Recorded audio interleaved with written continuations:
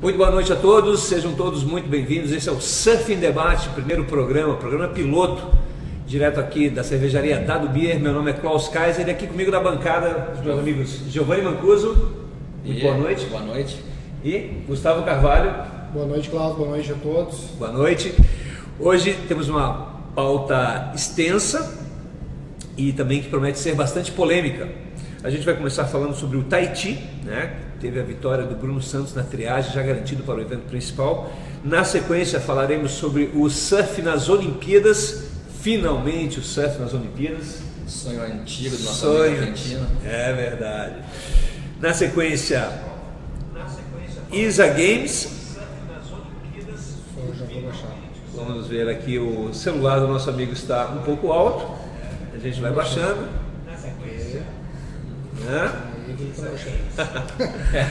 Falaremos também sobre a performance ou a falta da performance do Brasil no ISA Games. Na verdade, que estão até hoje esperando o Brasil lá, né? É verdade. E Gustavo Carvalho, o surf é um esporte ou é recreação? Olha, Klaus, na minha opinião é um esporte, né? Só quem pratica sabe o quanto a gente rema, quanto a gente sofre em mar grande, em mar pequeno.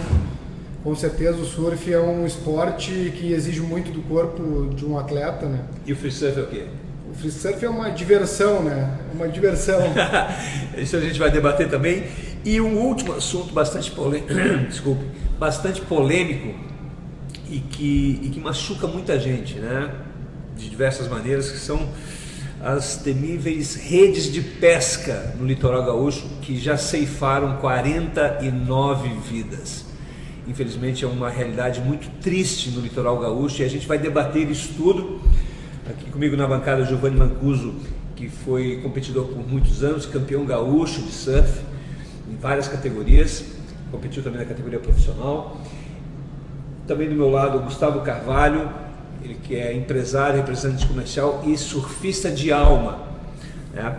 E vamos então começando o primeiro assunto. Lembrando mais uma vez, amigos que nos acompanham, que esse é um programa piloto, é o primeiro que a gente está lançando, né? E a gente vai procurar trazer esse programa quinzenalmente, ou semanalmente, ou quinzenalmente. Mais para frente a gente conversa sobre isso. Bem, evento do Tahiti, Giovanni Mancuso, pela primeira vez o Bruno Santos é campeão da triagem. Ele já passou por 5 triagens, foi 2 vezes segundo colocado, 2 vezes terceiro colocado. Ele participou de 7 triagens, em 5 ele avançou, 2 em terceiro, 2 em segundo, e dessa vez, pela primeira vez, ele venceu uma triagem e ele pode repetir o título no evento principal de 2008? Boa noite. Boa noite. A participação do Bruno Santos, a participação dele em 2008, ele ficou em segundo lugar na triagem. O mar estava enorme na triagem e depois estava pequeno quando ele ganhou o evento principal. Isso deixa claro que ele conhece aquela onda como ninguém, ele surfa ela pequena, surfa ela grande. Eu não sei como é que estava o tamanho do mar agora na triagem, mas... 6 pés. Para ter a roupa não é pouca coisa, né? Mas o que eu quero dizer é o seguinte, acho que junto com o Ken Slater, tem outro cara que fez tanta final, que chegou tão perto do título tantas vezes contra o Bruno Santos? Veja bem, em se tratando de triagem, obviamente que o Bruno Santos é imbatível, né? Ele participou de 7 triagens, Gustavo. Sim. E se classificou 5 vezes, né? Em termos de triagem, é imbatível. Porém, em se tratando de evento principal, a gente tem até aqui as estatísticas, né? Não tem ninguém comparado ao Kelly Slater, que tem 6 finais e 4 vitórias, né? Então a gente já, só para fechar o assunto da triagem, os 2 classificados para o evento do Tahiti, que começa na próxima sexta-feira, no dia 19, Bruno Santos, que na final bateu o australiano Nathan Head. Então o Bruno Santos garantiu a sua vaga direto. O Nathan Head, ele fica de fora, mas fica com uma alternate, né? Ele não entra direto? Não. Eu achei que o segundo lugar entrava. Não, o segundo colocado não entra. Por quê? A segunda vaga foi dada para o melhor tahitiano que participou da triagem, foi o Hira Terinatufa. Ele perdeu nas quartas de final, mas como foi o melhor tahitiano, também garantiu a vaga e vai participar do evento principal. O Nathan Head pegou um tubo animal em 2014, tirou um 10, mar mexido, balançado, cavernoso. Lembra disso? Lembro. O Nathan Hedge Com certeza, ia incomodar muito, né? Nathan Hedge ia incomodar muito na esquerda tubular. ele surfa muito. The Rod, cara, é animal, né? Ele surfa demais, o Nathan Surfa Hedge. demais. E ele sempre foi um dos destaques. O Nathan Hedge que fez final em 2004, perdendo para o CJ Hobgood. Né? A gente tem aqui nas estatísticas. Lembrando que o recordista de vitória é o Kelly Slater com 4 vitórias. Andy Irons tem 3 vitórias, sendo que uma delas pelo QS. Sim. Né? Quando foi realizado pela primeira vez o evento em 97. E o Bob Martinez tem 2 vitórias.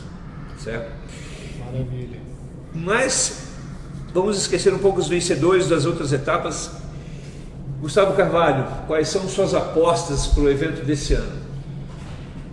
A gente não pode deixar de apostar nos nomes principais, né? Kelly Slater, Gabriel Medina. Gabriel está dominando a onda de Tiahupo, né? Inacreditável, está surfando demais. Eu tenho uma preferência, gostaria muito de ver o Igor Dantas, que é um especialista em tubos para a esquerda, ele é goofy, então ele com certeza ia... Estou torcendo muito para que o Igor se saia bem, né, nesse campeonato. Acredito muito nele, mas claro, apostar no Igor seria uma zebra, né? Não seria o nome para se apostar, mas eu acredito muito no Igor. Estou torcendo muito pelo Guigui para que ele saia campeão aí e faça uma zebra no Tiopo. O campeonato de Tiahupo, Giovanni, que entre aspas tem algumas zebras. Por exemplo, o Adrian Buchan, que só tem 2 vitórias no circuito, venceu lá em 2013. Mas ele é bom de tubo, né? Exatamente. O Bruno Santos, que além de não ser, é zebra, né? Não é zebra. Para quem não conhece, pode ser. Exatamente, venceu lá em 2008. Outro que é excelente de tubo, só que não compete mais, CJ Hobgood. Isso, eu ia falar sobre isso. CJ também, que tem 4 finais. Aposentado. Tá, mas espera um pouquinho, se a gente vai falar em zebra, a gente está num ano atípico, pelo menos eu gosto de falar. Eu tenho certeza que tem uma opção de gente que concorda comigo que é um ano atípico, que a gente tem o Wilco em primeiro, e ele é frontside para a esquerda, ele intuba, a gente assiste os filmes de free surf dele, não teria como não apostar nele, então talvez esse seja um ano que a gente poderia apostar nele. Olha, eu digo que não precisa nem recorrer aos filmes de free surf. O Wilco fez final com o Gabriel Medina em Fiji. É isso que eu ia dizer, terminou em segundo lugar. Foi vice-campeão em Fiji. Vice-campeão em Fiji, Entendeu? Então, ele... Mas seria uma zebra? Não, seria, mas ele provou que ele pode chegar. O Gabriel Medina é um dos grandes favoritos também, fez as finais dos 2 últimos anos. É, incrível. É um monstro dos tubos. Exatamente, não ganhou do Jeremy Flores o ano passado porque o mar deu uma fleteada no meio da bateria. Só veio uma onda. Exatamente, ele ficou com 7 pontos, faltou. Só que claro, o Jeremy tinha um high score, tinha um 9 e pouco e mais um 6 e pouco. Então o Medina precisava de um 9 para virar. Na verdade ele não teve 2 ondas fortes na grande final, né? Aí o mar ano passado, na final, realmente estava bem complicado. Isso é uma crítica recorrente que eu tenho visto nas redes, principalmente, que a gente fala muito em circuito dos sonhos, né? E, cara, tem sido difícil ver onda de sonho no WCS, no WSL. E a gente tem visto ondas com muita qualidade no WQS. É um paradoxo, né? Porque na verdade deveria ser o contrário, né? Verdade. Mas esse ano tem muita sorte, né? Esse ano na Gold Coast nós tivemos boas ondas, Bells nós tivemos boas ondas, Margaret River não estava de sonho não, mas ondas de 4, 5 pés também muito boas. Rio de Janeiro realmente condições muito ruins. As melhores condições do evento do Rio de Janeiro foram as condições que a gente teve em Grumari. Sim, e depois que o evento terminou. E depois que o evento terminou também ficou bom no postinho. Em Fiji ficou alucinante. E depois Jeffreys Bay começou com altas ondas, depois a gente teve 8 dias de flat. Espera interminável. Espera interminável. Começando a nossa interatividade. Eu brincava com o Klaus, falando com ele no WhatsApp, eu dizia, Klaus, tem uma semana aí sem nada para fazer. Deu até para pular de bug jump. Que maravilha, que maravilha. O que dizem os nossos amigos? Interatividade com os nossos internautas, o Arthur Esperotto diz que o Wilco é uma ameaça com toda certeza. Olha só, Arthur, eu gostei da sua colocação porque no circuito mundial são 11 etapas, somam-se os 9 melhores resultados. Hoje, se você pegar e já descartar os 2 piores resultados do Matt Wilkinson, em 6 etapas ele tem 2 primeiros. Exatamente. 6 etapas, descarta 2. Sim. Em 4 resultados ele tem 2 primeiros, um segundo e um nono. Só descarta o 25º, né? Ele tem 2 25º. Ele tem um 25º. No Rio de Janeiro. E um 13º em J-Bay. Em J-Bay, exatamente. Então ele descarta o 13º e o 25º. Arthur Esperotto colocou muito bem. Matt Wilkinson vai incomodar quando começarem os descartes. E o que me agrada muito no Matt Wilkinson é a radicalidade do backside dele, né? Ele tem um backside power, assim, que eu já era fã dele antes, apostava, não acreditava que ele fosse fazer um ano tão bom como ele está fazendo esse ano, né? Claro, ninguém acreditava nisso, mas o Matt Wilkinson tem um backside muito radical e eu sempre fui muito fã dele. Não ao ponto de ver ele como líder do ranking, né? Mas ele é um cara que arrebenta, ele manda muito bem, né? Destemido. Para vocês terem uma ideia, no início do ano, antes de começar o circuito na Gold Coast, se alguém apostasse $1 no Matt Wilkinson, já era chamado de louco. E aí, certeza. Ninguém apostava no Matt Wilkinson, ninguém. Ele teve um início de ano assim, espero que só o Sunny Garcia teve um início de ano parecido no ano de 2000, quando ele foi campeão mundial, que das 3 primeiras etapas ele ganhou as 2 primeiras. Entendeu? Mas é o Sunny Garcia. Sim. E o Matt Wilkinson era um surfista sempre muito inconstante. Exato. Né? E muito polêmico, e não cuidava muito bem do preparo físico. E Sim, aí aparecia nas baladas, tomando cerveja. Exatamente. Acho que ele estava mais focado nisso do que nos eventos. Exatamente. O que mais dizem os amigos internautas? Temos vamos ver aqui, deixa eu procurando aqui. O Gustavo De Martini manda os parabéns lá de Pelotas. O pessoal está conectado, ainda está calmo as perguntas, ainda não tem muita pergunta, mas logo a gente já vem com outra. Abdul Hadi lá de... Só não rolou onda aqui no Brasil. Lá da Praia Grande de São Paulo, aquele abraço pro pessoal da Praia Grande. Realmente, só não rolou onda aqui no Brasil. Exatamente. Aposta para o Tahiti, Giovanni Mancuso? Medina. Gabriel Medina? E Bruno Santos. Não, um dos dois. Tem que escolher um? Lógico. Aí fica muito fácil, né? Medina? Gabriel Medina, e para você? Eu vou torcer pro Guigui. Eu vou no Guigui porque o Guigui já fez uma final de WQS em pipe, né? Não foi isso? O Guigui fez uma final, acho, se eu não me engano, em pipeline de QS. Ele perdeu, foi em segundo, perdeu pro Kelly. Exatamente. Então o Guigui, ele tem aquela estatura alta e eu acho que dentro do Atus para a esquerda, eu espero que ele levou. Eu quero que o Guigui tenha aquela primeira vitória no CT e tomara que seja em Tiopo. Acho que ia botar fogo no circuito, né? Ia dar uma boa mexida. E eu... É a sua vez? É a minha vez. Eu vou dizer uma coisa para vocês. Gabriel Medina no Tahiti, ele é... Com onda, ele é praticamente imbatível. Mas ele tem um adversário à altura e de backside, chama-se John Flores. Vai ser uma briga de cachorro grande. Eu diria o seguinte, o John Flores, sem dúvida, divide com o Medina a posição de melhor surfista do mundo atualmente, mas eu ainda não vi ele aguentar a pressão por muito tempo. Mas esse é um ano diferente do John. Está com um treinador. Ele está com um treinador, ele está mais focado. No início do ano ele deu uma declaração no evento da Gold Coast dizendo que este ano ele não iria fazer filmes, não iria fazer free surf, nada, ele iria se dedicar exclusivamente ao circuito mundial. O resultado está aí, vice-campeão, a quantos pontos do... Aí. Aqui, ele está a exatamente 350 pontos atrás do Matt Wilkinson, ali ó, ali. 3 mil pontos. Não, 350 pontos. 350, mas só o seguinte, o Medina começou a arrancada que ele teve ano passado, ele começou um pouco mais cedo esse ano. Exatamente. E o que falar do Jeremy Flores, cara? Jeremy Flores, quando bota aquele capacete dele, backside, esse ano ele tá com um ano bem complicado, ele não teve nenhum resultado expressivo ainda nesse ano, mas o Jeremy já deu para ver ele em pipe, né? Ele é um pipe master, se não me engano, É um Pipe Master, Jeremy Flores, ganhou ano passado no Tahiti, e como não lembrar dele, né, para de repente possível campeão dessa etapa, né?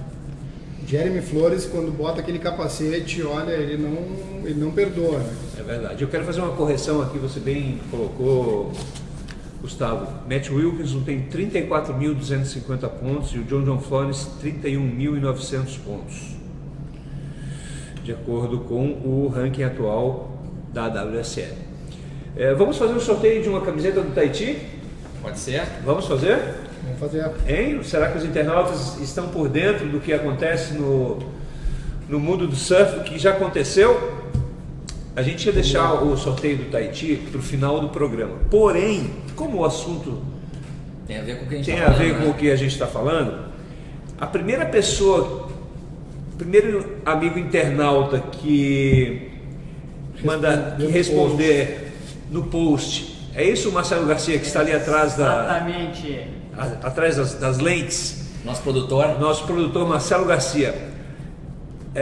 A pergunta é a seguinte, amigos. O primeiro evento realizado em Tiahupo, no Tahiti, foi um QS em 1997 e teve como vencedor o havaiano Andy Irons. Qual foi o melhor brasileiro no evento e qual a sua colocação? Está valendo uma camiseta do evento do Tahiti, vai chegar na sua casa.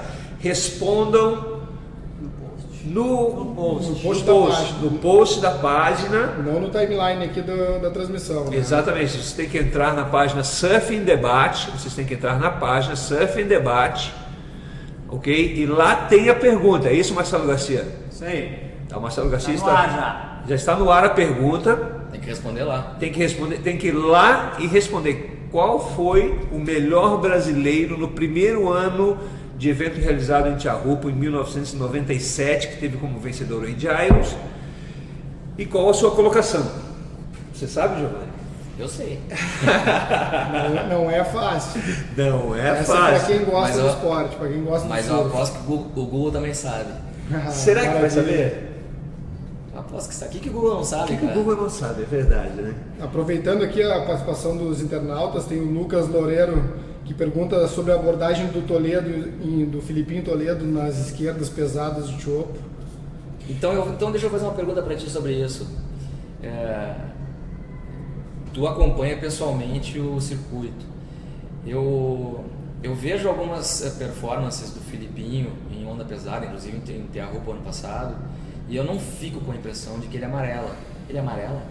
Não, ele não amarela. Eu até respondendo ao, como é que é o nome do... O Lucas Loureiro. Lucas Loureiro Schertel. Schertel, Que nos emprestou o que microfone. nos emprestou o microfone. Muito obrigado, Boa, Lucas. grande. Salve, Lucas. Olha só, durante a etapa de Jeffreys Bay, quando teve o Morning Show da língua portuguesa, o Filipinho foi um dos convidados da mesa. E naquela ocasião, vocês podem até procurar no Google esse programa, naquela ocasião eu perguntei para o Filipinho, eu falei, Filipinho, você é um surfista que não precisa provar nada para ninguém em ondas pequenas e médias, porém os seus resultados em ondas grandes ainda não são satisfatórios, como o Fiji, como o Tahiti, como o Pipeline, né? E aí ele falou, ele foi muito sincero, ele falou assim, Klaus, essa é uma deficiência que eu tenho, que eu estou tentando corrigir, inclusive,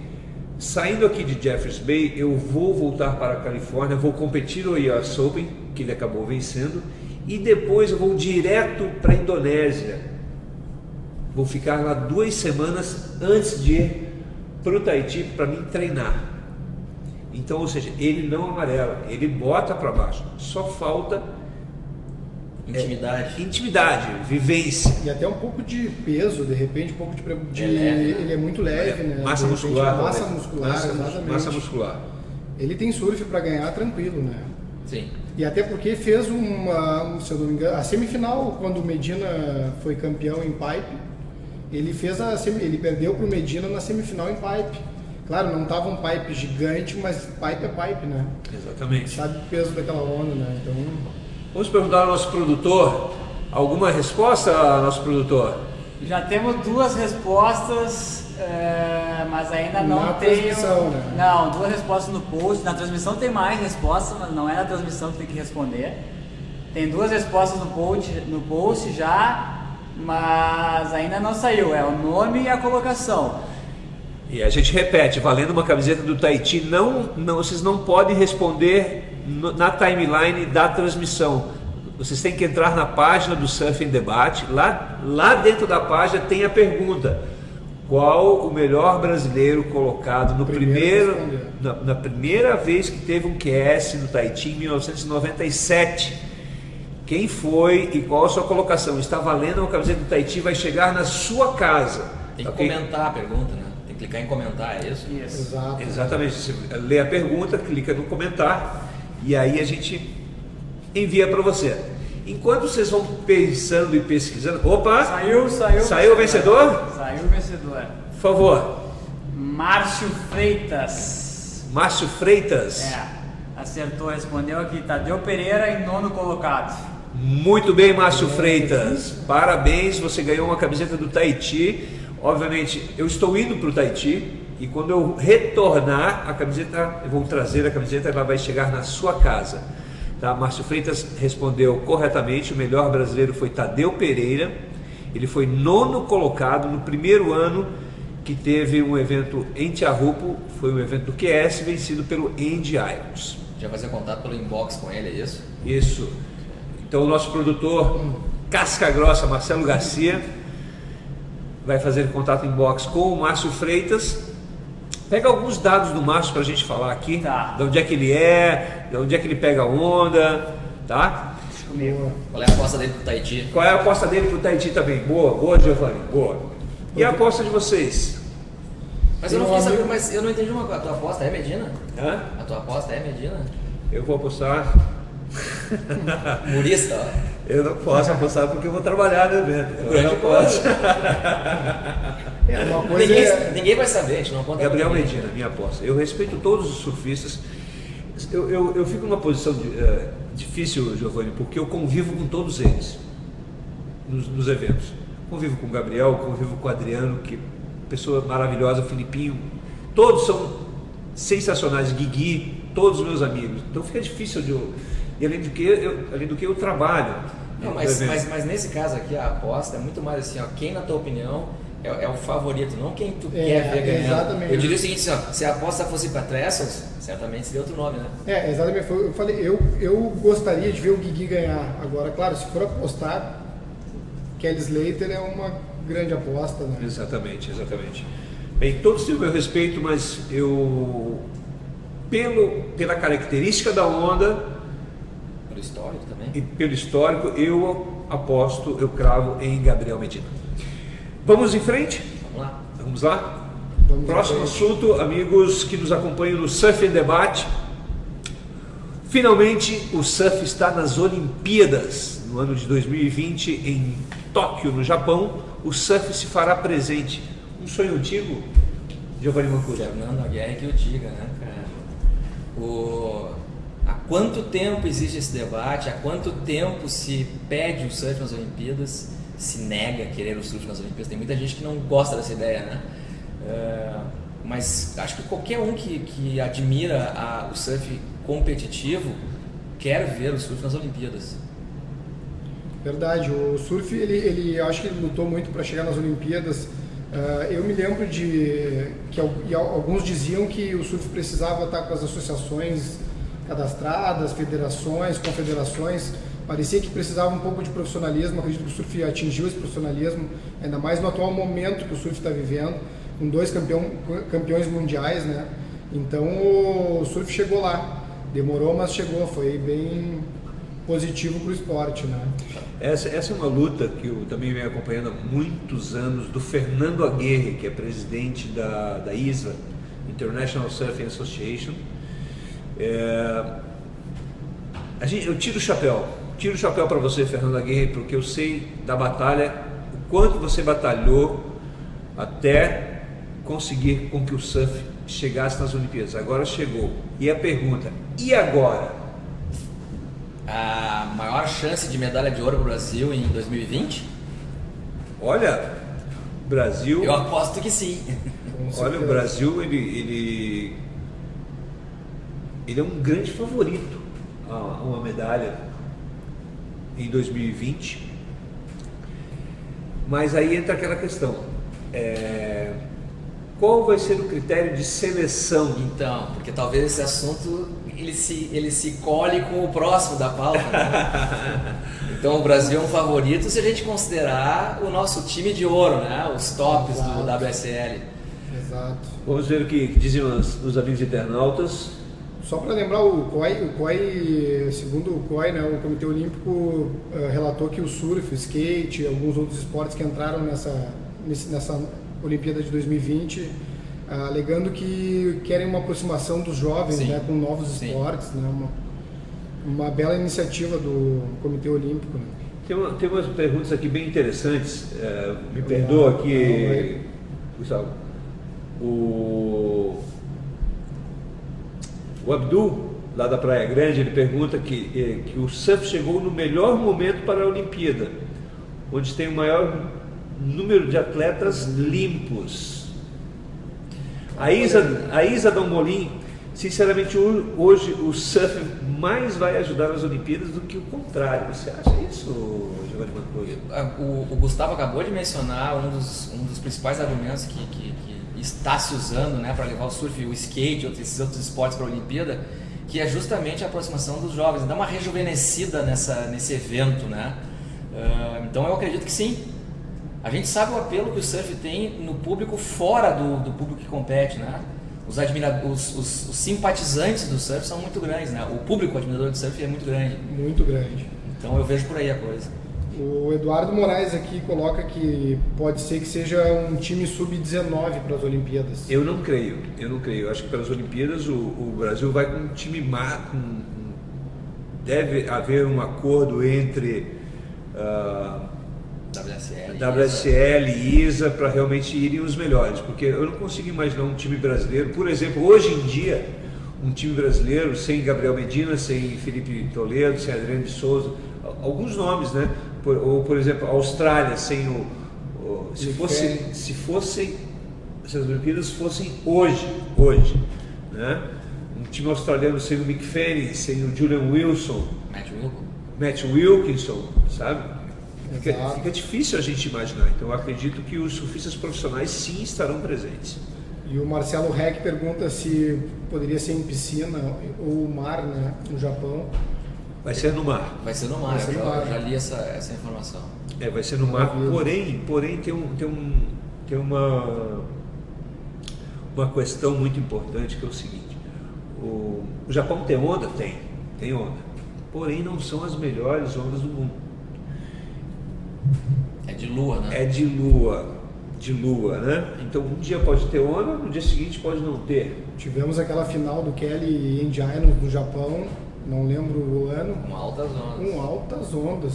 Virada embaixo de um viaduto. Embaixo de um viaduto e uma virada em cima da outra. Foi um show de surf bem na época que o Kelly e o End Island estavam no auge da rivalidade, né? Eu nunca me esqueci desse evento. Por outro lado, tem muita gente que defende a piscina porque teria total igualdade de condição para todos os atletas. Mas até as regras teriam que ser revistas, né? Porque se tu vai fazer uma piscina com ondas iguais e chances iguais, aí tu poderia mudar uma série de essa é a pergunta do Lucas Scherto aqui. Perguntou se seriam as mesmas regras de julgamento da WSL, né? Cara, tanta coisa envolvida. Eu diria assim, eu não tenho dúvida que no futuro, a médio, longo prazo, provavelmente as Olimpíadas vão acontecer em piscinas. O surf nas Olimpíadas vai acontecer em piscinas, mas não agora. Daqui a 4 anos não vai acontecer. O Gustavo Schifino Guga pergunta aqui, será tag team ou individual? Eu acho que os dois. Os dois. Teremos a modalidade individual e teremos também por equipes, que hoje na ISA é o famoso Aloha Cup, né? E no Brasil conhecido por tag team. E o Tarek Souza aproveita a tua resposta e diz que se existir uma modalidade de equipes, o ouro é nosso. Ele acredita num time forte do Brasil aí para as Olimpíadas. Pode ser. O Marcos Valdetar da Fonseca, o Marcos Barata lá do Rio de Janeiro, que é juiz de surf, julga já há muitos anos, ele pergunta, e o julgamento individual ou mesa redonda da WSL? O julgamento funcionaria normalmente, Também acho. como em todos os demais. Me chamou a atenção, eles estavam explicando outro dia como é que era o julgamento num dos esportes ali, numa das ginásticas ali, e aí me chamou a atenção quando na explicação o cara falou, daí corta a maior nota, igual o surf. Igual ao surf, exatamente. E muitas modalidades adotaram esse critério de cortar maior ou menor por causa do surf. Eu tive essa informação, por causa do surf. Porque realmente, porque como são vários juízes tem às vezes uma disparidade muito grande de notas, como acontecia no surf. Então corta o maior, corta o menor, soma as 3 intermediárias, divide por 13, é feita a média para não ter nenhum tipo de problema. Maravilha. O Eduardo Moraes, nós estávamos falando sobre o Sub-19, se fosse de repente uma equipe Sub-19. Eu não sei se esses 2 atletas que ele sugere aqui teriam menos de 19 anos lá em 2020, eu não sei quantos anos. Ele fala do Samuel Cupo e do Iago Dora, que hoje é considerado um melhor free surfer do mundo. Os caras, já ouvi gente falar sobre isso. São 2 excelentes nomes, e eu agregaria um terceiro nome que chama-se Matheus Erdi. Matheus Erdi. Nós temos nós vamos chegar nessa parte dos novos valores. Nós temos uma pauta também que será bastante polêmica sobre o atual momento do surf brasileiro.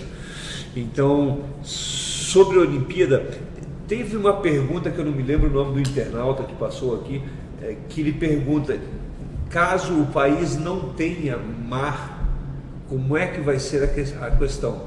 Se vai ser numa piscina ou se seria em outro país que tem uma costa? Eu afirmei agora há pouco que a médio e longo prazo eu acredito que o surf nas Olimpíadas sempre vai acontecer em piscina. E no curto prazo, que eu não sei quanto tempo pode ser que em 2024 ainda seja o curto prazo, eu acredito que se faça num outro país. Honestamente eu não vejo muito problema nisso.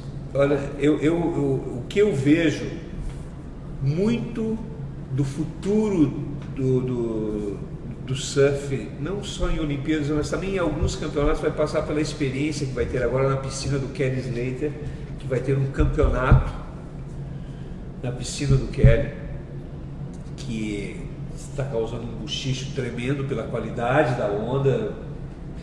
Então, impressionante. E a ideia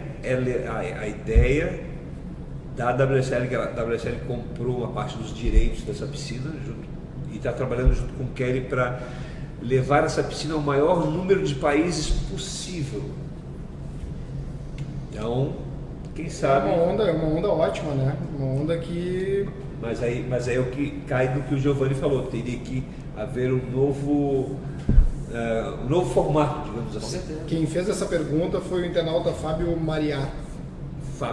Eu vou tomar um golinho d'água aqui, pessoal, tá? Enquanto isso o Giovanni vai levando... Então, a gente continua nessa pauta ou nós vamos para a próxima? Porque surf nas Olimpíadas, o que eu vejo é o seguinte: é a grande chance de medalha de ouro do Brasil, talvez de todos os esportes que a gente participa, talvez seja o mais, o mais garantido, né, que a gente pode apostar é o surf. Porque futebol, pelo amor de Deus, né? Não ganha medalha, é zebra se ganha medalha. Tá complicado. E assim, eu vejo, agora começa assim, o que significa para o surf estar nas Olimpíadas? Ser um esporte olímpico é um grande argumento para que os patrocinadores invistam no esporte. Exatamente. Faz uma baita de uma diferença. Ele não é apenas um esporte que dá retorno para o patrocinador, né? Ele recebe incentivos, ele passa a encarar esse esporte como se encara os outros esportes olímpicos. Só que, repito, é um esporte com grande chance de gerar medalhas para o país. Medalha de ouro, é verdade. Vamos fazer um sorteio agora. Vamos lá. De uma camiseta do Madeirite Trópico. Pode ser. Vamos fazer um sorteio então de uma camiseta Madeirite Trópico para vocês. Qual é a pergunta, Giovanni Mancuso? A pergunta é a seguinte: quantos Madeirite Trópicos já aconteceram e em que anos eles aconteceram? Madeirite Trópico, para quem não sabe, é um evento que resgata as raízes do surf gaúcho e, por que não dizer, do sul do Brasil. É. Né? Ele tem como proposta trazer de volta para a beira da praia aqueles surfistas das antigas, que hoje têm famílias, e portanto levar as famílias de volta para a beira da praia. Então, quantos já foram realizados? Em que anos? E em quais anos? Já temos algum vencedor? Não. Ainda não? Postado agora. Valendo. Tá valendo então. Entrem na página Surf em Debate e lá já está a pergunta. E quem responder primeiro vai ganhar uma camiseta do Madeirite Trópico. Temos alguma informação do Márcio Freitas, nosso produtor? Ainda não teve resposta. Ainda não Acho que teve? ele ganhou e foi dormir. Bem, o Márcio Freitas ganhou a camiseta do evento do Tahiti e a gente fica agora. Importante lembrar que é para responder essa pergunta lá na página Surf em Debate e não aqui no timeline ao vivo. Então entra lá na página Surf em Debate e responda abaixo da pergunta, o primeiro comentário é o vencedor. Muito O bem. pessoal está respondendo aqui, eu sou obrigado a passar essa informação. Porque é mais prático, né? Tá na É, cara. tá, Né? exatamente, mais prático. O pessoal já começa a responder aqui e aqui não vale. Tem que ser ser. lá na página. Bem, pegando o gancho. Quais foram os anos que aconteceram o Madeirite? O pessoal está colocando quantos Madeirites, Também, não Mas é a também, quantidade. É Só- quantos? quantos? Quantos Ah, e em que anos? Quantos e que anos? anos? Ok. Quantos e que anos? São duas em uma. Exato, duas. Enquanto o pessoal vai respondendo, vai pesquisando, a gente vai conversar rapidamente sobre uma declaração de um jornalista, de um radialista bem famoso aqui no Rio Grande do Sul, que ele falou que o surf, para ele, quando foram anunciados os esportes que fariam parte da Olimpíada de 2020 e que foi citado o surf, ele falou que para ele o surf não é esporte, é recreação. Qual a sua opinião? É complicado, né, Klaus Caio? Se a gente for pensar em competição, questão de remuneração, os atletas são profissionais, hoje recebem salários altíssimos, têm grandes patrocinadores.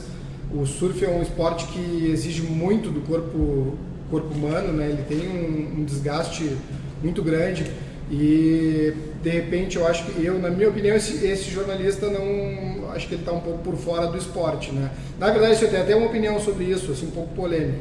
Eu acho que a gente não vai citar nomes, mas esse jornalista ele é um ótimo jornalista de futebol, não esportivo. Essa é a minha opinião. Eu colocaria de uma outra maneira, tá? Eu, em vez de afirmar que o surf é sim esporte e de repente até contra-argumentar, eu colocaria uma pergunta. O que é necessário para que uma atividade física seja considerada esporte? Porque, vamos lá, eu sei que para ele, futebol é um esporte. Ok, então coloca futebol aqui, coloca o surf aqui. O que há no futebol que não há no surf? Porque até antes, no início do programa, o Klaus ou o Gustavo comentaram aqui que o free surf e tal. Tá, mas e a pelada de futebol? Quando o cara joga uma pelada, o cara não está praticando um esporte? Exatamente. Então, se eu for fazer um free surf, é a pelada de futebol. Então, vamos começar a comparar, colocar de um lado um e do lado do outro e começar a fazer comparações. Eu não vejo diferença.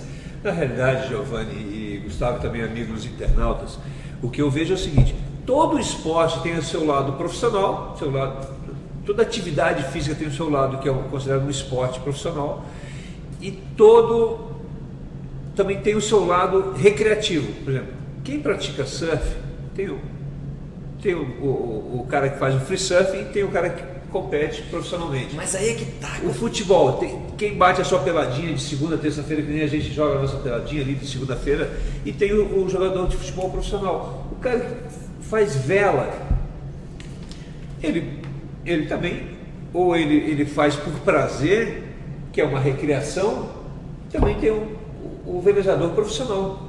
Tudo bem, mas ainda assim, os profissionais nos eventos WSL, eles gostam muito de falar o seguinte: eu consegui vencer a bateria porque eu estava me divertindo, eu quero me divertir. Vamos de novo, né? É mais um argumento que se coloca, então eu vou dizer o seguinte: o cara, para praticar esporte, não pode estar fazendo uma recreação, ele não está se divertindo. E o cara que está se divertindo lá, fazendo uma recreação, ele não está praticando um esporte. Eu não consigo entender isso. Para mim não existe essa divisão. O Rodrigo Magalhães, ele coloca aqui: Muito boa a colocação do Rodrigo Magalhães, ele coloca aqui, se esse jornalista esportivo, né, considera o tiro um esporte, o surf é o quê então? Muito boa.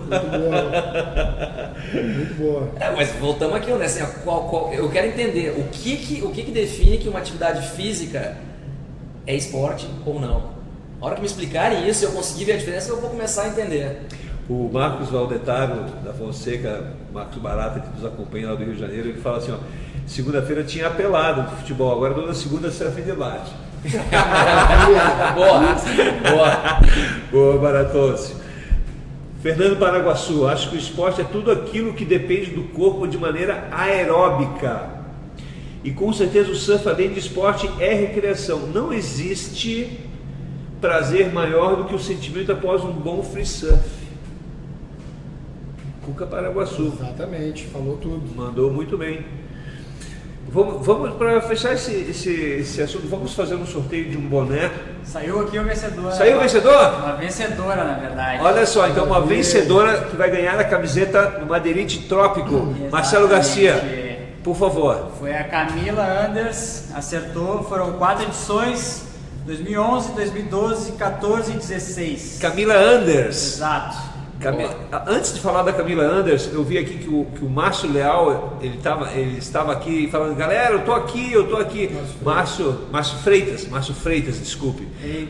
Ele foi lá depois. Ele falou com você? Ele falou, foi lá, mas ele respondeu a pergunta, mas não entrou em contato ainda. Márcio Freitas, por favor, entre em contato com a página Surf Debate, então com o Marcelo Garcia, que é o nosso produtor, você pode procurar ele no Facebook.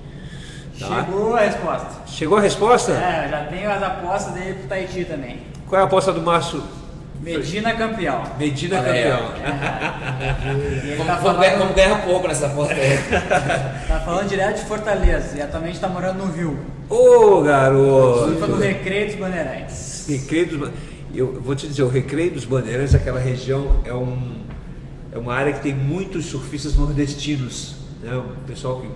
Claudemir Lima já morou ali, o Heitor Alves, Samuel Igo, quem mais? Salvador Lamas mora ali por perto, então tem todo um pessoal. Aquele abraço a todos os atletas nordestinos que fazem do Recreio dos Bandeirantes, né? Um QG, né? Ali eles disputam a Lampions League, né? Beijo aos amigos nordestinos. E como é que é o nome da menina que ganhou? Camila Anders. Camila Anders, parabéns, Camila. E você, Camila, tem um favorito para vencer no Tahiti? Manda um recado aí pro nosso produtor, pro Marcelo Garcia. Maravilha. E vamos sortear então um boné do Quicksilver Gold Coast, da primeira etapa que foi realizada na Austrália. E junto com o boné valem 2 parafinas para água fria, tá? Porque aqui no Rio Grande do Sul, nessa época, a gente só tem parafina de água fria. E a pergunta é a seguinte: quais... ajuda? Aonde é que está aqui? Aqui. Quais os 2 surfistas Goofy Footers que já venceram o evento da Gold Coast, da WSL? Somente 2 surfistas Goofy Footers. Quais foram? Não precisa dizer os anos. Tá? Quais foram os 2 surfistas Goofy Footers que venceram o evento da Gold Coast? Vai lá na página Surf Debate, a pergunta já está no ar. Tá? Não adianta responder na timeline. Tá? Você tem que entrar na página do Surf Debate, ir lá e responder. Tá valendo um boné da Quicksilver Gold Coast e mais 2 parafinas para água fria. Ok? Enquanto isso, vamos passar para mais um tema polêmico. O tempo voa, nossa, já 45 minutos de programa e vai longe ainda, hein? Eu quero ver a bateria do celular aguentar. Como é que tá a bateria do celular? Não tem como saber, Marcelo. Não tem como saber. Vai na sorte. Bem, vamos lá então. Amigos, terminou ontem na Praia Racó, na Costa Rica, mais uma edição do ISA World Surfing Games. O antigo Mundial Amador. O antigo Mundial Amador, né? E o time peruano sagrou-se bicampeão. Saludos a los hermanos peruanos. A equipe do Peru mais uma vez abocanhou o título. E mais uma vez o Brasil fez vexame, não mandando equipe. Mas não mandar a equipe é a primeira vez, né? Na vez passada foi um atleta. E aí, como tinha mais...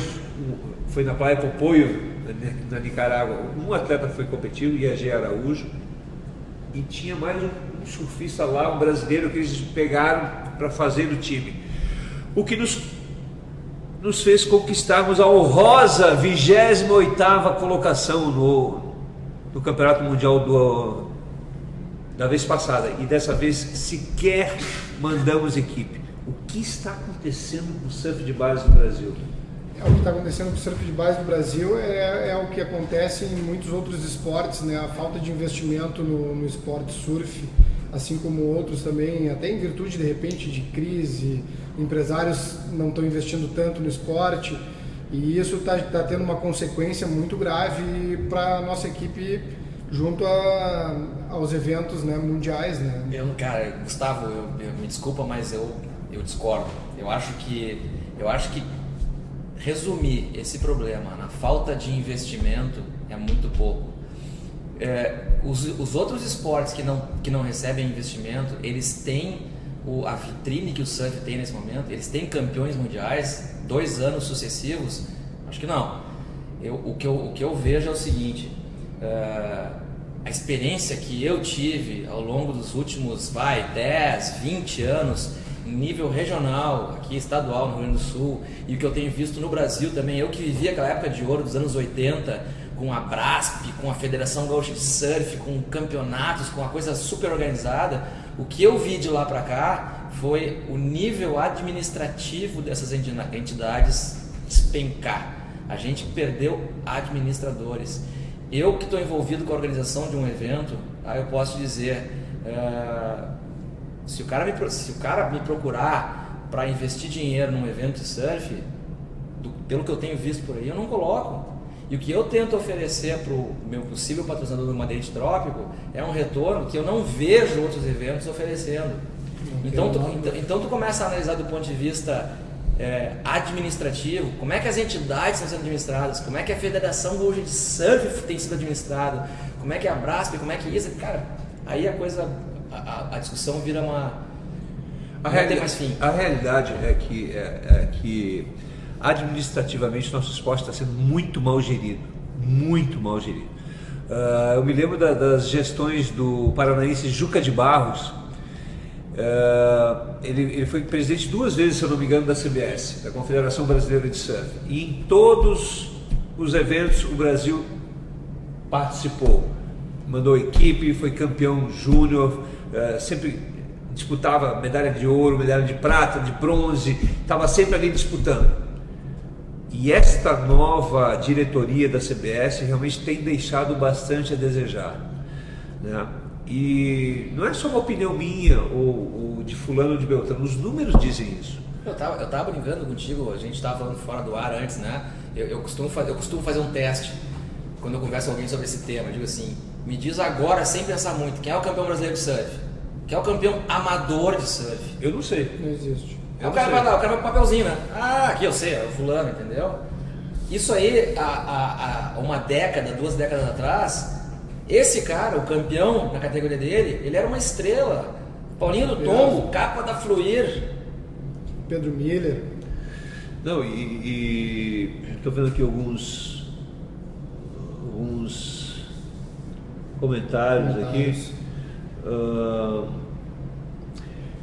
O pessoal é unânime em dizer que, na verdade, falta organização, né? Falta gestão no surf brasileiro. Sabe o que me preocupa, Gustavo e Giovanni? É que nós paramos de produzir bons surfistas, porque, obviamente, sempre vão ter aqueles surfistas que são talentosos, que têm um talento nato. Samuel Pupo, Matheus Erdi, Wallace Vasco...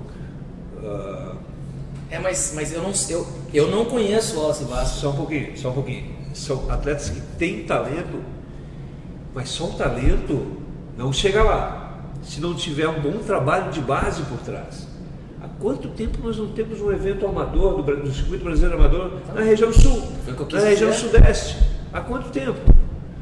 Os eventos hoje restringem-se somente à região norte e nordeste. O Brasil virou, com todo respeito aos amigos nordestinos, por favor, vocês também merecem ter eventos, é claro, mas não pode ser um circuito só de uma certa região. E hoje falta tino administrativo,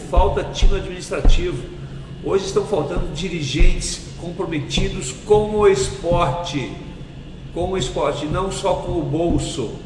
E com a gestão do esporte, né? Exatamente. Exatamente. O Eduardo Moraes até comenta sobre a questão dos wildcards na etapa do Rio de Janeiro, se as pessoas conheciam os nomes que foram escolhidos para o wildcard. Teve Davi Silva, né? Teve alguns... David Silva já entrou direto. Exato.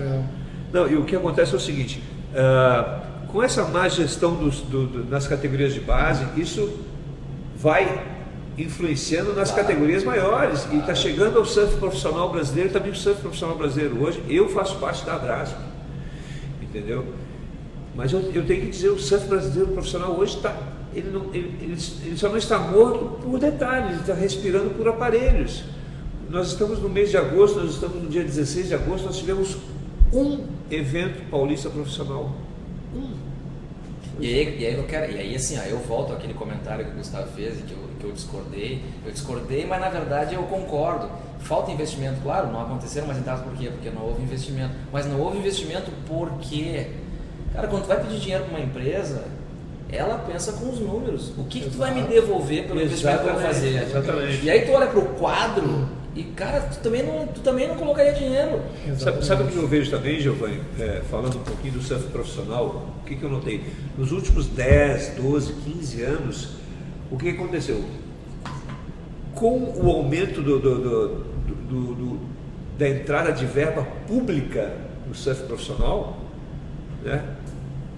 Prefeituras bancando, secretarias bancando, governos bancando, governo federal, governo estadual, prefeituras, os patrocinadores da Surfwear e também que faziam produtos relacionados ao surf pararam de patrocinar, deixaram de patrocinar o surf profissional. Exato.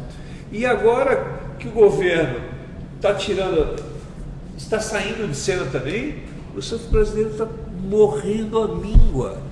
E olha, eu vou te dizer uma coisa, os dirigentes estão correndo atrás. Eu sei porque eu trabalho na Abrasco, eu sei que o diretor executivo está correndo atrás, está batendo em todas as portas. Mas eles estão dizendo, não, obrigado. Sim. Não, obrigado. É uma pena. O que dizem os nossos amigos internautas? Vamos procurar uma pergunta. O Marcos Barata diz que estamos celebrando 10 anos de nada. Muito bem, Marcos. Estamos celebrando 10 anos de nada, é verdade. É isso aí.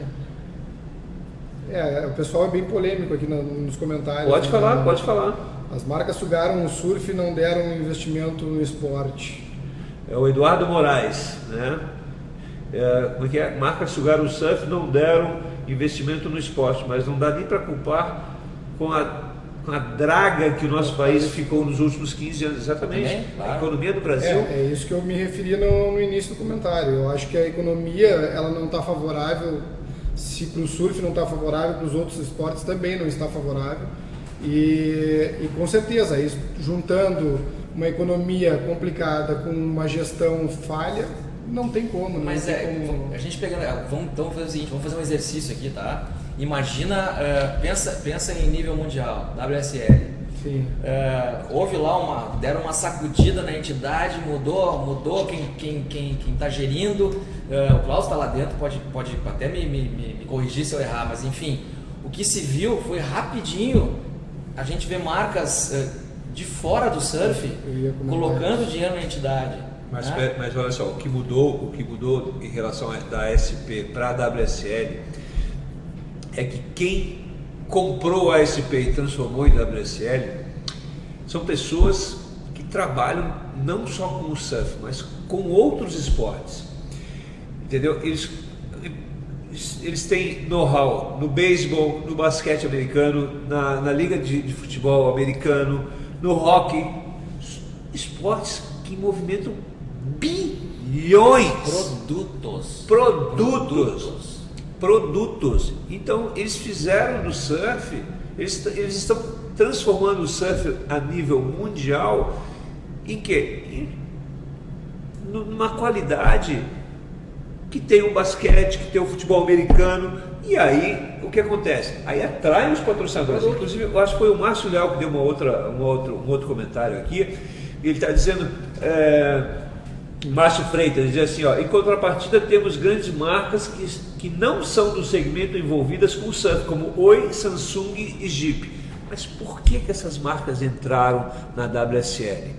Olha a exposição que tem, olha o profissionalismo do circuito mundial hoje em dia, olha a qualidade da transmissão. Hoje em dia, a transmissão do circuito mundial, ela se equipara a uma NBA, a um futebol americano, um beisebol. Mas vamos lá, tira o surf dessa conversa assim, ó, ok, quanto eu tenho que colocar dinheiro e quanto eu vou receber de volta? Ele colocou, o Marcos Barata colocou exatamente o que tu comentou agora, Klaus, sobre a qualidade da imagem dos eventos, e o surf foi um dos pioneiros em transmissão ao vivo via webcast, né? Então a pessoa não precisa ter uma TV a cabo, uma TV paga, alguma coisa, né? Ela consegue acessar do próprio celular, né? Então tem uma exposição muito grande. Ele chega em qualquer canto, né? O surf hoje em dia chega em qualquer canto, né? O Arthur Esperotto dizendo aqui que os gestores de hoje não conseguem mostrar ao mercado que podem ter lucro, mesmo o Brasil sendo bicampeão do mundo. Pode ser uma falha nossa, sim. Pode ser, nós dirigentes, eu me incluo nisso, que não estamos conseguindo vender direito o produto. Mas na realidade, hoje em dia, quando você chega numa empresa aqui no Brasil para você vender, é o que o Giovanni falou, o que você vai me dar de volta? É o que eu faria se eu fosse o responsável pelo marketing de uma empresa dessas.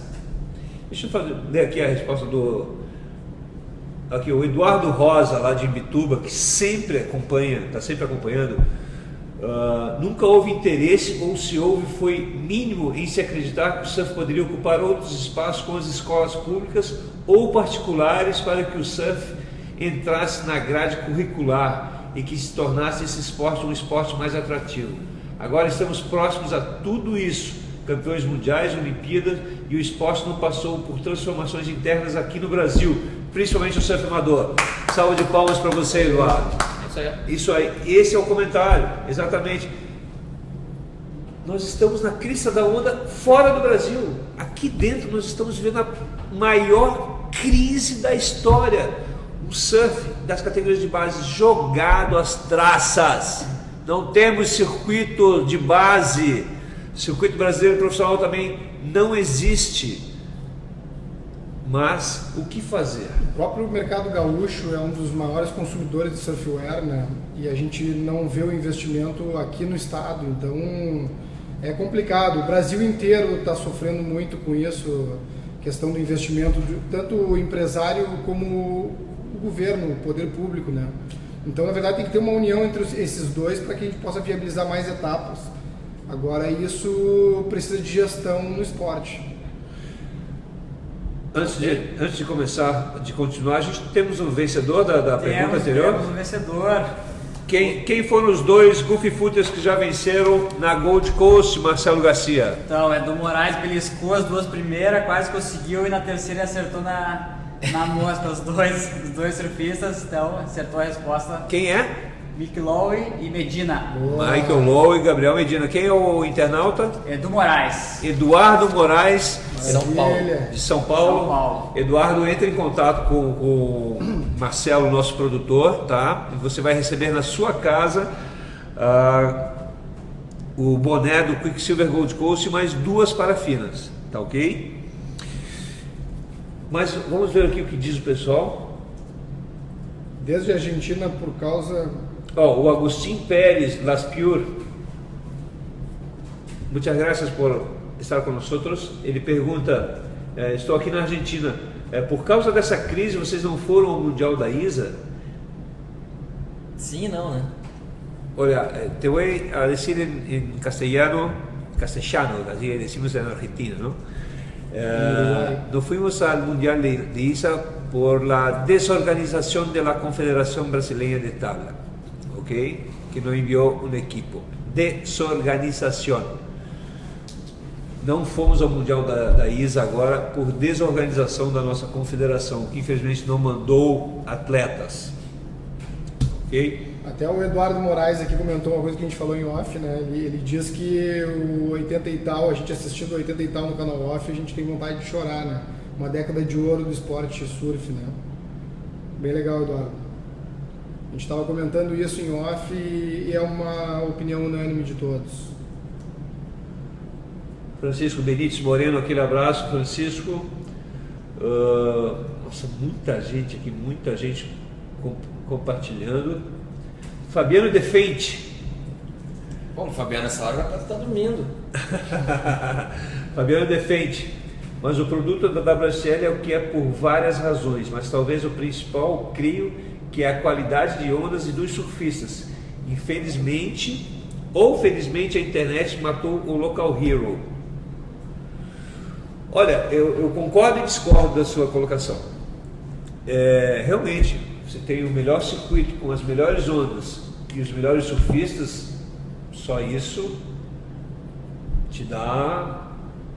vai te dar sempre uma audiência gigantesca. Eu acho que ali o que ele quis dizer com matar o Local Hero é que as marcas não têm mais interesse em apoiar os eventos locais por causa da visibilidade que tem no circuito mundial. Mas Klaus, assim, ó, vamos lá. Eu vou voltar no tempo aqui, tá? E vou fazer uma comparação. Eu conheço um pouco do circuito americano amador. Fabiano deu no teu rim agora, diz assim, aqui é dia, brother. Abraço, Fabiano. O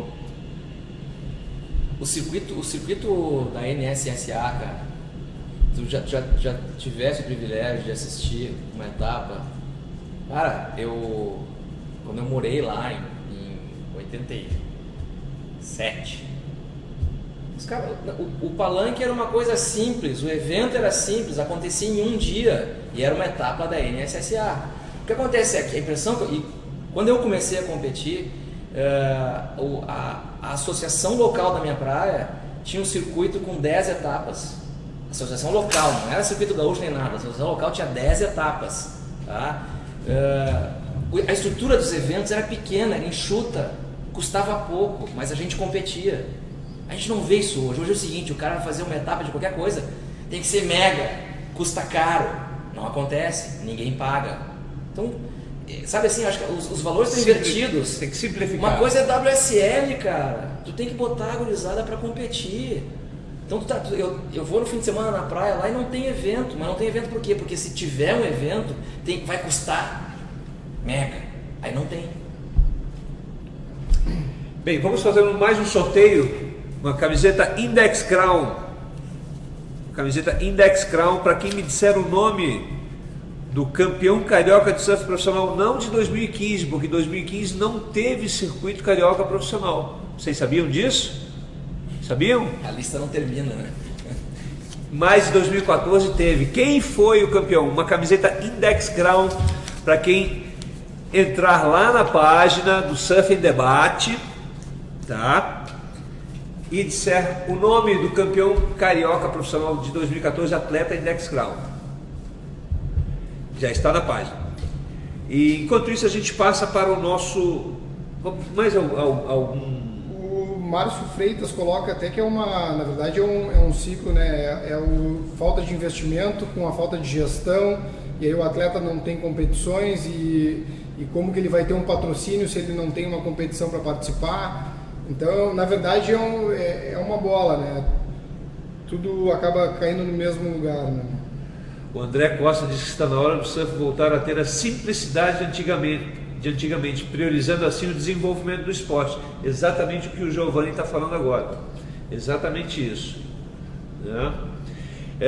Vamos entrar agora num assunto também que é muito delicado, que são as redes, as famigeradas redes de pesca no litoral gaúcho, que já ceifaram 49 vidas, né? Tanto o Gustavo quanto o Giovanni, eles têm uma experiência gigantesca, tem quilômetros e quilômetros e quilômetros rodados de surf no litoral gaúcho, e eles com certeza já devem ter presenciado alguma coisa desse sentido e correram os mesmos riscos desses 49 que infelizmente morreram. Uma coisa importante a ser dita, tá? 49 mortes oficialmente registradas como morte em rede, porque tem muita morte que aconteceu que foi registrada como afogamento, enfim. Na verdade, a gente sabe que extraoficialmente são mais de 49 mortes, o que é um absurdo. O que acontece é o seguinte: no inverno gaúcho acontece esse tipo de pesca que é pré-histórico. Em lugar nenhum do mundo se pesca com rede de arrastão. E o que acontece é que os surfistas são carregados pela corrente. A gente tem correntes laterais aqui, e o surfista vem sendo carregado pela corrente. O leste dele engata no cabo, tá? Não é exatamente na rede que ele morre. O leste engata no cabo e com a corrente ele não consegue atinar de soltar o leste. Imagina que tipo de morte é essa, né? A agonia do cara. Horrível. Né? E assim, não dá nem para dizer que é com falta de experiência. A gente já teve todo tipo de morte com todo o perfil de surfista. A gente conseguiu uma grande vitória, que foi determinar um grande espaço, uma grande área reservada para o surf. Depois dessa área, 2.100 metros, depois, em áreas urbanas. Depois dessa área tem uma área de escape e depois vem a área de pesca. E o que se determinou, tem uma lei estadual para isso, o que se determinou é que essas áreas fossem demarcadas por placas, cujo layout é interessante, as placas são altas, são grandes, né? E quando a lei foi determinada e quando a lei foi colocada em prática no ano passado, parecia bacana, né? Eu fiquei muito feliz que na área, que na plataforma de Tramandaí, que é onde eu surfo, tinha uma placa enorme, área de surf. A gente já teve muita briga com o pescador na plataforma, né? Que surfa, que pesca. Só que acontece o seguinte: o tempo apagou. Essas placas hoje estão jogadas, as que estão em pé ainda, não tem mais pintura nenhuma. E aí, tá lá, os caras colocando, não sabe onde é que coloca a rede, não sabe onde é que surfa, a gente tá lá jogado, cara, correndo risco de novo. Na prática, quem já passou por uma situação dessas, enfrentou uma situação delicada de encontrar uma rede no meio do caminho, em pleno momento que tu está varando a arrebentação. Aqui no sul a nossa praia é aberta e as correntes, como o Giovanni falou, são laterais. E além de eu ter passado por esse momento de pânico, já vi amigos passando também. Graças a Deus a gente teve um pouco de sorte, ou quem sabe o anjo que nos ajudou naquele momento. É uma situação complicada porque é um inimigo invisível, né? Tu tá ali querendo te divertir, entrando no mar para pegar onda e de repente tu simplesmente dá de cara com alguma coisa que surge do nada.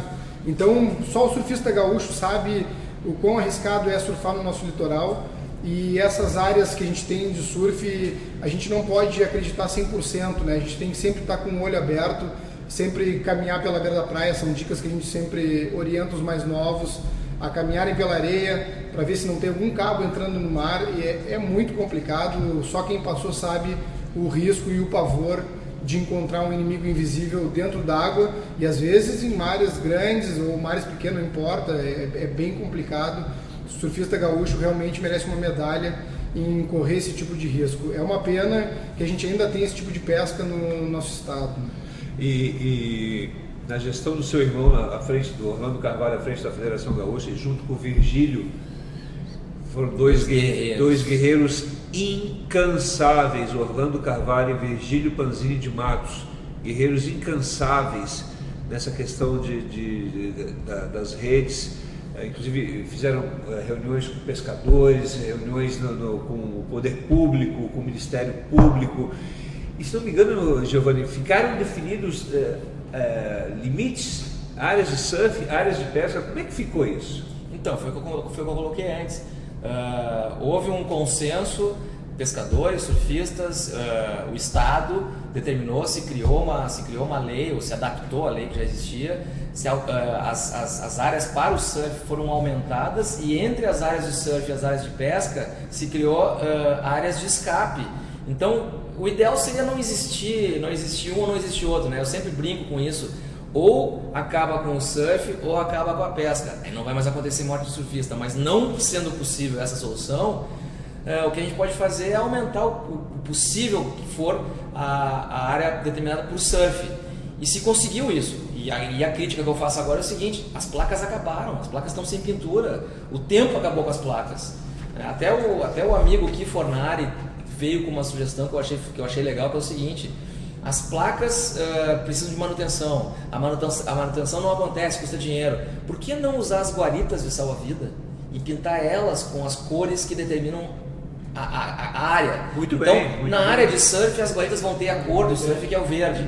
Na área de escape, as guaritas vão ser amarelas, que é a cor da área de escape. E na área da pesca, as guaritas vão ser vermelhas. Seria uma alternativa para se executar agora, mas enfim, isso está tudo.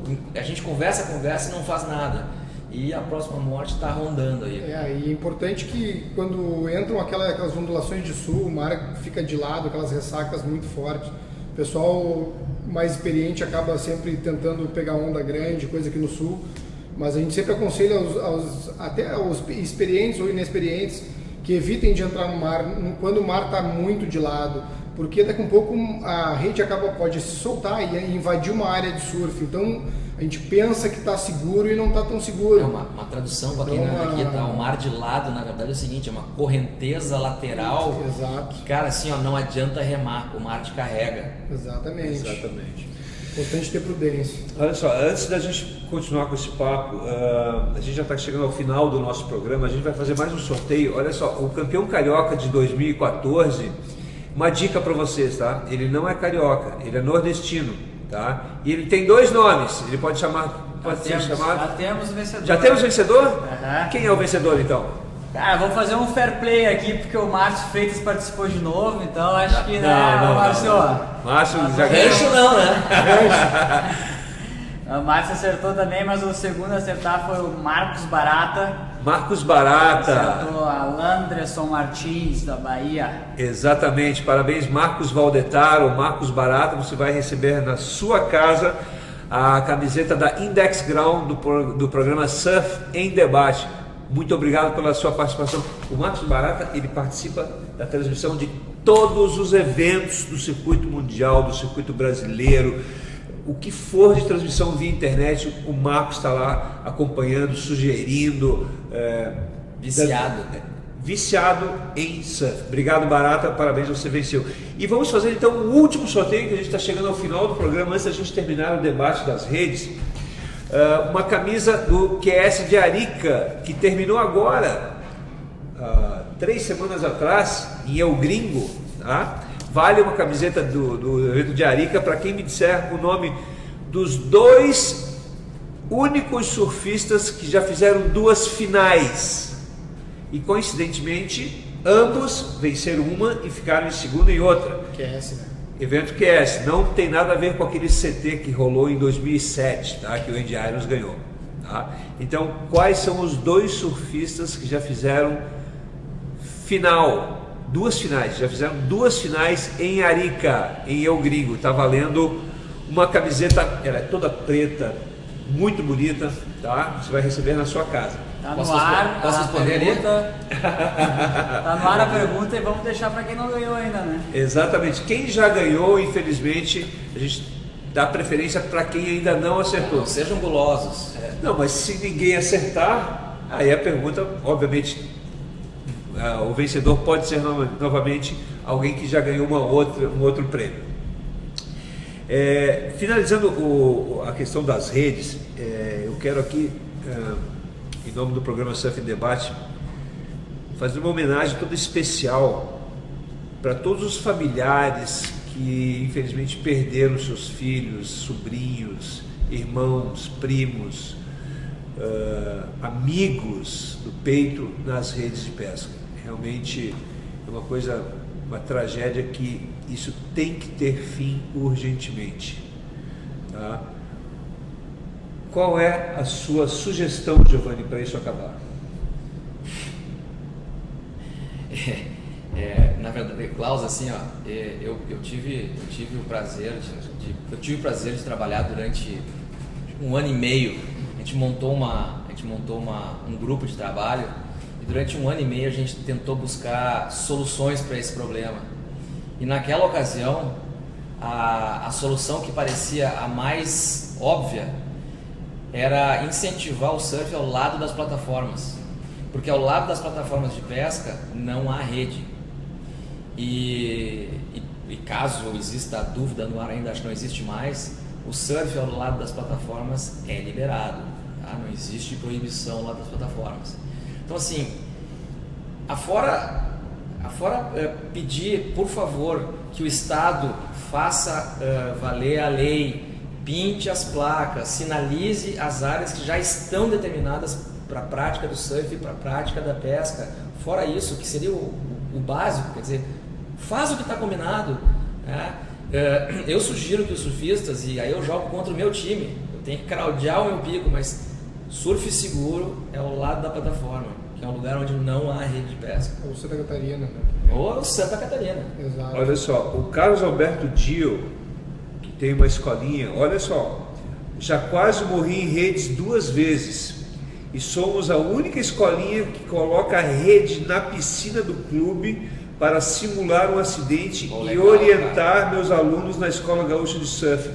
Parabéns, parabéns, Carlos Alberto Dio. Redes de pesca viram motivos para políticos se promoverem e empresários aproveitarem para aparecerem e garantirem mais lucratividade. Círculo vicioso. Parabéns, Carlos Alberto Dio. Sensacional. Perfeito. Não, aí tu vê assim, vê o absurdo que a gente se vê obrigado a incluir nas aulas de surf como o cara se desvencilhar numa rede. Não deveria existir esse problema, cara. O Marcelo Reck dizendo que já tomou chumbada de pescador na Malvina. Malvina é o lado direito da plataforma. Lado sul da plataforma de Tamandaí. Sul da plataforma de Tamandaí. Luiz Antônio Longo dizendo que só proibindo a pesca com rede com ponta presa. É isso aí. Né? Eduardo Rosa dizendo que ele explica uma série de atividades que eles fizeram em Imbituba, justamente para isso, e ele prega a união. E a Ana Isabel Krisminski, seria melhor resolver o problema das redes, mas ensinar sempre ajuda. Que é o que o Gil está fazendo. Exatamente. Legal. E o Eduardo Rosa completa aqui, ó. Assim como a pesca da tainha, pura falta de organização e desunião entre a galera do surf. Isso é uma realidade. É verdade. O surfista carece de ser mais unido. Até deixa eu complementar dizendo o seguinte: durante esse processo de estudar a lei e tentar melhorar a lei, que o Virgílio e o Orlando trabalharam muito, aconteceram diversas assembleias onde iam surfistas, pescadores e os representantes do Estado. Iam meia dúzia de surfistas e os pescadores iam com seus grupos em peso, desunião. Verdade, participei de várias assembleias dessas e constatei isso em loco. O Odilon Escola abraça os birosqueiros, galera do surf gaúcho. Gustavo de Martini, depois a rede não é de ninguém, depois que acontece o acidente. Ainda tem isso. A gente vai se encaminhando para o final do programa. Alguém acertou a pergunta de Arica, nosso produtor? Cara, o pessoal tá fominha aqui, viu, nas respostas. Pode ser, ó, vamos dar mais um tempo para ver se alguém que ainda não ganhou o prêmio responde ali. Então mais um minuto para alguém que ainda não ganhou. Quais foram os 2 surfistas que já fizeram o final em Arica 2 vezes? Olha só, dica, um australiano e um peruano. Tá ok? Tá dada a dica. Se não acertarem, aí os fominhas, entre aspas, eles já acertaram, né, produtor? É só pensar um pouquinho e copiar. Aí, saiu outro vencedor. Saiu outro vencedor. João Gabriel Nunes. João Gabriel Nunes. O João Gabriel Nunes lá de Florianópolis, será? Vamos Filho do ver. Giovanni Nunes, será? Será que é ele? Vamos fazer contato. Será que é Lá de ele? Floripa. A gente não pode terminar o programa sem agradecer a nossa acolhida aqui, né? Sim, agora nós vamos ao jabá. Não, antes de mais nada, pessoal, nós gostaríamos de agradecer. Esse foi o primeiro programa, uma ideia que a gente teve na sexta-feira, né? Que eu entrei em contato com o Giovanni, entrei em contato com o Gustavo, com o Marcelo, e foi tudo assim aos trancos e barrancos, né? Esse foi o primeiro programa, né? Então a gente está fazendo esse programa assim para medir a febre, né? Para ver se a galera gostou, se a galera, qual o feedback do pessoal, se nos querem e se nós continuaremos, né? Nós entramos em contato com o Dado Beer, que gentilmente cedeu o local, né? Estamos aqui na cervejaria Dado Beer, no Bourbon Country, aqui em Porto Alegre, certo? Então a intenção é realizarmos o programa novamente em 15 dias, ou uma semana ou 15 dias, tá? Vocês fiquem ligados nas postagens da página Surf em Debate, que a gente vai falar o que vai acontecer, quando é que vai ser o próximo programa, quais serão os assuntos. Inclusive vocês podem sugerir pautas para o programa, né? E mais alguma coisa aí, meu produtor?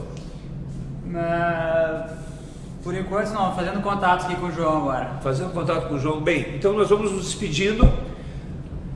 Gustavo, muito obrigado pela sua participação. Eu que agradeço, muito honrado em estar ao lado de dois ídolos meus do surf gaúcho e brasileiro. Giovanni Mancuso. Cara, eu achei muito legal, adoro falar, tagarelar, e esse exercício que a gente está fazendo aqui normalmente acontece offline, né? Então poder estar aqui compartilhando com esses nomes que eu estava ouvindo aqui, todos eu conheço, né? Então a gente tá todo mundo junto aqui. Eu espero que dê certo, cara. Para mim é uma diversão. Muito legal. Agradecer a audiência de todos. Queria puxar um pouco da brasa pro gauchão aqui. Trabalho incansável da Liga Rio Grandense de Surf. Só colocar aqui um pouco do ranking gaúcho. Primeiro lugar no ranking atualmente, após 4 etapas, Yuri Silva. Segundo, Luiz Armand. Na categoria Júnior, o primeiro é o Vini Santos. Segundo é o Gustavo Borges. E na categoria Mirim, peguei as 3 principais categorias, né? Primeiro, Gustavo Borges, na categoria Mirim. Em segundo, Ian Baggio. Destaque para o Gustavo Borges, que é primeiro na Mirim e segundo na Júnior. E também o Luiz Armand, que é o segundo na Open e terceiro na Júnior. Então são 2 atletas que estão se destacando bastante. Parabéns, nota 10. Tu lembra do primeiro madeirite Gustavo Borges estava competindo na... Era um pivete. Né? Marcelo Garcia, seu boa noite aos internautas, produtor. Valeu, galerinha. Vamos virar aqui todo mundo. Essa é a cara dele. Obrigado pela audiência. Marcelo Garcia fez um trabalho incansável. Obrigado.